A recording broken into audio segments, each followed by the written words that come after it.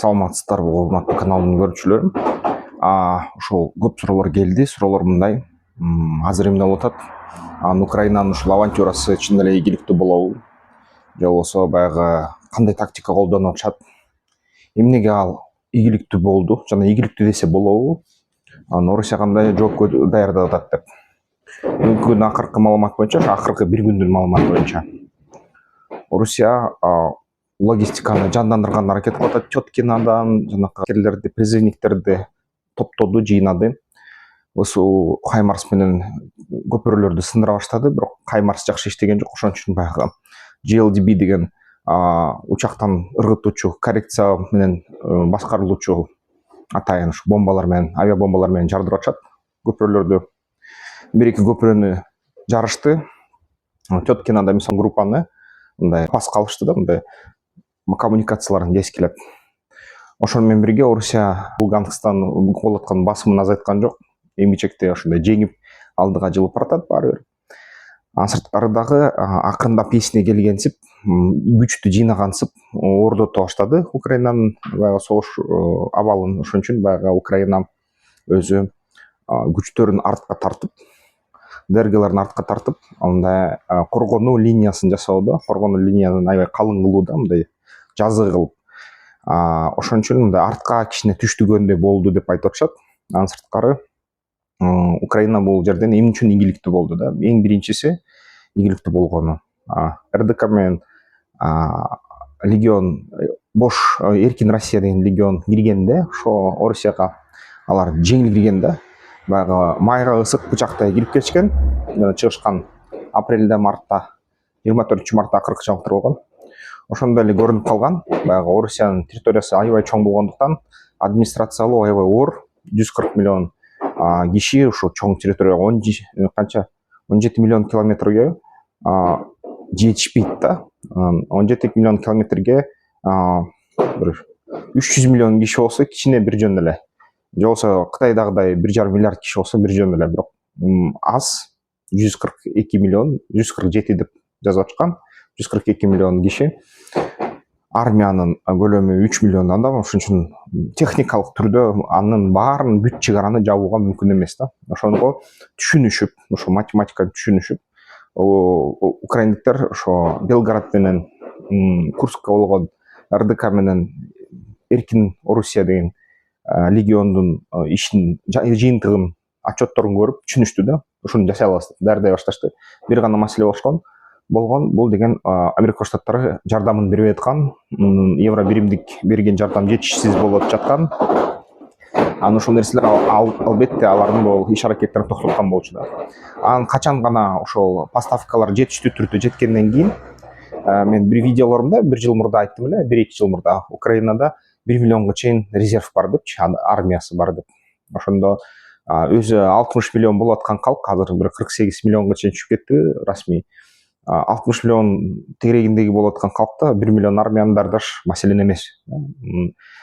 Ошо армиясы бар болчу резервтер, бирок ал резервтер Белоруссиянын чек арасында болчу, башка чек араларда болчу. Анан баары бир ал көбү 1 жылдан эмес, жарым жылга чейин НАТО өлкөлөрүндө окутууларды өтүп турган болчу да, баягы резервисттер, жаңы ушуну курсанттар. Албетте аларга жарым жылдай керек болчу да ошо учебка. Эң тез дегенде штурмовикти 3 айда үйрөтөт да. Албетте ошон үчүн ушунча убакыт Украина жеңилип аткан бир четинен, экинчи четинен баары бир баягы Орусиянын бюрократикалык машинасы укмуш да, бир укмуш. Өзүм көргөм, Орусияда жашагам, иштегем. Бул бюрократиялык машинени жеңиш үчүн ушундай эле бюрократиялык машине керек, же болбосо баары бир калың калк керек да. Анан ошону жеңиш үчүн бир нече ишти жасаш керек болчу. Ошол иштер жасалды Украина тарабынан, бирок азыр деле потенциал баары бир аз да. Уталабы? Күмөнү санаса болот да. Чын эле ушул авантюра ишке ашырылабы? Авантюра ишке ашырылды, бирок бул деген баягы пиар эффект аябай чоң болду дүйнө жүзү боюнча. Батыш өлкөлөрдөн жардам кичине көбүрөөк болуш керек. Анткени батыштар баягы жеңгендерди жакшы көрүшөт да. Анан эмне үчүн ушул ийгиликтүү болду? Анткени булар Кыргыздын байыркы тактикасын колдонушту. Бизде баягы ата-бабалар бир нече жолу өзүнүн саны көп, аскер саны көп душман менен салгылашкан да. Биздин ата-бабалар мындай айтканда баягы түрк каганаты кезинде ошол түрктөр менен салгылашкан биздин аталар Кытай менен бир нече жолу жортууга барган Кытайга. Ошо улук улус түзүлгөндө Чыңгыз Жеңилгиз хан улук улусту түзгөндө кыргыздарга баягы кол салганга аракет кылган да. Ошондо Жеңилгиз хан жеңил бойдон жеңген эмес, жуучу аябай кыйналган да, кыргыздардын тактикасынан кыйналган. Анан негизи кыргыздар ушул скиф деп коет да, сак деп коет. Сактар ошол кыргыздардын ата бабалары да, бул өзүбүз эле. Ошол скифтердин македонский жанакы Ирандын бир алгачкы императору болгон, башчысы болгон Куруш же Кир деп коет, орус баягы литературасында Куруш, Ксеркс деп коет да гректер. Ошолордун баары баягы сактарга келип ушул тактикадан жапа чеккен. Ал тарыхы Геродоттун тарыхына түшүп калган да ушул тактика. Бул деген баягы түзмө түз кагылышпай европалык кандайдыр бир терминология, согуш терминологияда Кентерберийский круг деп коет экен, Кентербери тегереги деп. Ал эми бизде болсо баягы ошол жамай деп койчу да, жамай. Мисалы үчүн бул тактиканы колдонгондо сен деген жакын келбейсиң душманга. Украиндер жакын келген сайын өлүп атышты да, аябай көп. Анткени Орусия ажал да, мындай жакшы эле аскердик күчү жакшы эле. Артиллерия бар, ар кандай системалар бар, пехота аябай жыш турат. Ошондой пехота жерге окоп казып алып отуруп алгандан кийин ага жакындаш, бул 100% өлүм да. Анан ошон үчүн аны жеңиш үчүн бир гана жакшы тактика бар. Бул деген баягы скифтиндердин тактикасы. Ошол эле Кентербери тегереги же болбосо жамай да кыргыздын тактикасы. Бул деген баягы жакын келбей, алыскы дистанциядан атуучу курал менен, натанын куралы ага уруксат берет. Ага жөндөмү бар, анткени натанын куралы 700 метр алыстыкка атууга чоң мүмкүнчүлүк берет да. Орусиянын куралына карата ушундай артыкчылыгы бар. 600 метр артыкчылыгы бар да атуу системалары. Ошондой системалар менен чоң дистанция кармап, спутник менен колдонуп, спутник телефондорду колдонушуптур украиндер, инмарсаттарды. Анан алар деген репторду колдонушуптур, армиялык репторду да киргизишиптир. Ал рептор менен кирип, натан репторун колдонуп, толук ушул Курскта байланышты үзүп коюшуптур да. Ошол бир да сотовый связь, интернет эчтеке иштебей калыптыр. Өзүлөрү Starlink колдонуптур, анан ошол инмарсаттарды колдонуптур да, спутник телефондорду. Анан ушул такыр байланыш жок кезде баягы алыстан атуу тактикасын колдонушуптур. FPV дрондор менен биринчи алгачкы. Бул деген баягы чоң аралыктан жогону аткылап, моральдык чарлатып, чоң дистанциядан эле атака кылып, анан тез ошол страйкер жана Брэдли менен мындай түз барбай, жана хаммерлер да кирди да, мисалы хамвилер кирди. Ошол менен түз мбраптарды кирди, ошондой машиналар бар. Түз мындай барып окопторго туш келбей, аны айланып өтөт экен да. Айланып өтүп, тегерек кылып туруп, артынан айланып туруп, анын артынан атат да. Бул окопто отурган желдеттер, аскерлер эгерде артына ата баштаса, моралдык духу такыр түшүп калат да. Анан аны котел сезимин сездирип коюп атышты да, мындай айланып туруп келип туруп, алыстан ар кайсы ошол аралыктан аскердик түзүмгө атууну жүргүзгөндө тез аскердик түзүм деморализация болуп толугу менен. Срочниктер, ошол пограничниктер, ФСБлер турушуптур ошол жакта. Алар баары ушундай деморализация болуп, биз деген котелго түшүп калдык деп. Анан көбү ошо колго түшкөнгө, барымтага өткөнгө макул болушкан да, ак желек көтөрүп, дрондорго колун көтөрүп, автоматтарын таштап. Бул деген таза тактика да, жамай. Анан баягы куралды түшүрбөгөн бөлүктөргө көп мындай кагылышпай, катуу кагылышпай, алындан алыс кетип калып, эмки подразделение менен куурчап алыстан.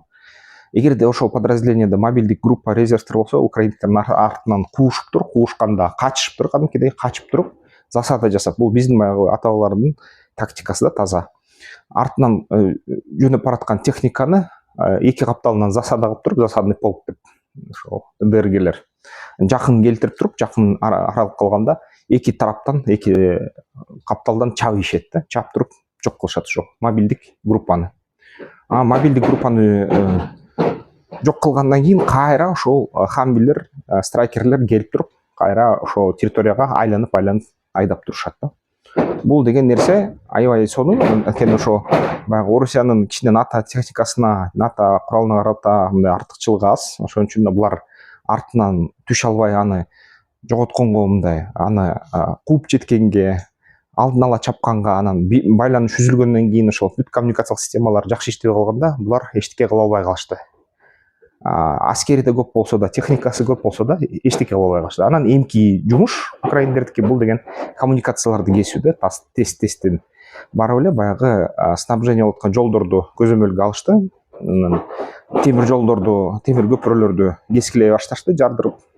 Ушунда баягы снабжение чоң армияга келбей калгандан кийин кайра ошол чоң түзүмгө, пограничниктер чоң түзүмгө кайра жакындап туруп, кайра аткылашып, кайра котел сезимин сездирип туруп, ушундай психологиялык басым кылып туруп, анан атайын баягы дрондорду жасашыптыр, баягы пропаганда дрондорун. Ал дрондор учуп келип, баягы аскерлерге курчоого алынган колду көтөргүлө, өтүп кеткиле, эме барымтага өткүлө деген жарыяларды берип турду да. Анан барымтага өтүү эрежелерин түшүндүрүп берип турду. Анан албетте срочниктер, пограничниктер барымтага өттү. ФСБ макул болбой койгондон аны баягы көп учурда ликвидация кылышты. Ахмат батальону качты деп айтып атышат. Ал бул боюнча азыр орустардын каналдарында аябай катуу тирешүү болуп атат. Анткени ошол кээрлердин ою боюнча Ахмат өзүн сактап, Орусия ыдыроолор башталганда Кавказды толугу менен ошо чечендер колго алып алышат деп ойлоп атышат да. Колго алып алышат. Ошон үчүн баягы ал заманды сезип, мүмкүнгөнү ошо өзүн кыргыдырганга, баягы алдыга жылып салгылашка түз качышкандан качып жүрүшөт. Мындай түзмө түз буйругу бар деп айтып атышат. Ушундай ойлор айтылып атат орусиялык каналдарда. Негизи ушундай. Бул деген тактика жаңы эмес, тактика эски. Цунзунун китебин да окутушуптур сырскийлер. Баягы жоону алсыз жерине ур, анан дайыма алда, жакындага, алыс тараптан кол сал, жоонун баягы камсыздоо жолдорун буу. Ушундай да тактика. Ушул эле тактиканы колдонушту. Кыргызстан армиясына эмне үйрөнсө болот? Азыркы согушта эң биринчи FPV дрондордун көптүгү керек. Экинчиден эң мыкты курал керек. Үчүнчүдөн аскер офицердик составтар аябай катуу үйрөтүлүш керек. Төртүнчүдөн ар бир жилдеттин жашоосу алтын. Украиндер ушундай баягы философияны карманып жатышат. Негизи өзүлөрү деле жапа чегип атышат, өлүп атышат. Согуш деген согуш кыргылып атышат да. Бирок ошол менен Орусия менен Украинанын армиясын салыштырганда украиндер ар бир аскерин алтындай лапестешет да, сактаганга аракет кылышат. Тим эле ич ара сүйлөшкөндөрүн уксаң, тим эле бири-бирин урматтап, сыйлап, тим эле эркелетип ушинтип сүйлөшөт экен да. Ал эми Орусия армиясында аябай мындай катуу да, баягы сен адам эмессиң да, духсуң да, ошо Орусиянын армиясында служить этсең. Сени баягы эгерде командирди укпай койсоң, зынданга тыгып салышат. Сен өзүңдүн урматыңды, сый урматыңды тебелешет, ушундай аябай катуу басым кылышат. Сен өлүшүң да жөн эле, анан өлүшүң эле, приказ эле аткарышың керек, ушундай да отношение. Албетте ошон үчүн жоготуулардын да саны көп болуп атат Орусияныкы. Азыркы кезде дагы ошол армиянын акырындап армияга барып аткан элдердин бийликке наразычылыгы күчөп баратат да. Бул деген Орусияны эч ким сырттан жеңе албайт азыркы тапта.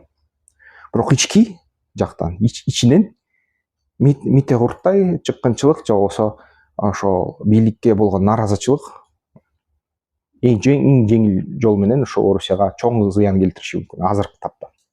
Ошон үчүн ушундай азыр.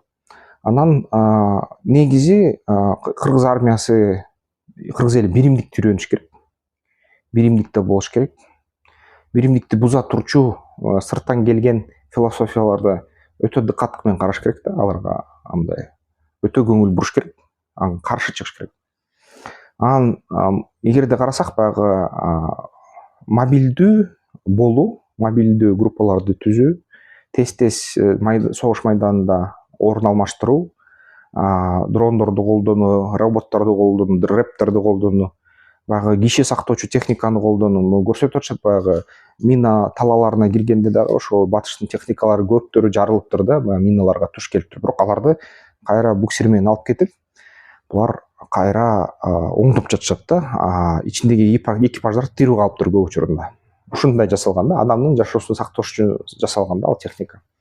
Ошондой техниканы көбөйтүш керек биздин армияда. Анан биздин эми тоолуу армиябыз бизге өзгөчө маанилүү нерсе бул деген ошо тоо жагдайларында, тоо абалында, тоо чөйрөсүндө колдоно тургучу мындай өзүн жакшы сезчү техниканы иштетип чыгыш керек да өзүбүзчө эле. Анткени дүйнө жүзү боюнча мындай техникаларды эч ким жасабайт. Баары бүт континенталдык согуштар азыр баягы талаанын ичинде согушка арналган. Тоо ичинде согуш татаалыраак болот да, татаалыраак болот. Ошон үчүн бизге дагы ушундай доктриналарды, тактикаларды изилдеп, мекенибизди коргош үчүн ушунун баарын карап эске алышыбыз керек да. Анан бизге мисалы үчүн ошо аябай Швейцариянын тажрыйбасын өтө карашыбыз керек. Швейцария бизге окшош өлкө, алар тоолуу өлкө, анан аларда дагы кандайдыр өзүнчө ушундай доктринасы бар да, аскерий доктринасы бар. Анан негизи бул деген эмнени бизди үйрөтүп атат. Ким билет эми Орусия азыр сакталбайбы? Эгерде сакталса, биз стратегиялык өнөктөшпүз. Эгерде сакталбаса, Орусияда бизде туугандар бар да, мигранттардан тышкары 800-600 миң мигрант калды дейт Орусияда.